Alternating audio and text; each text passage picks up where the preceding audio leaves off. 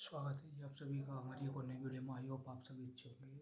तो आज की वीडियो वो है जो हम शॉर्ट बनाने गए थे, वो वीडियो है। आप वीडियो देख के लो। मुझे वीडियो अच्छी लगे तो लाइक कमेंट और सब्सक्राइब करके जाना।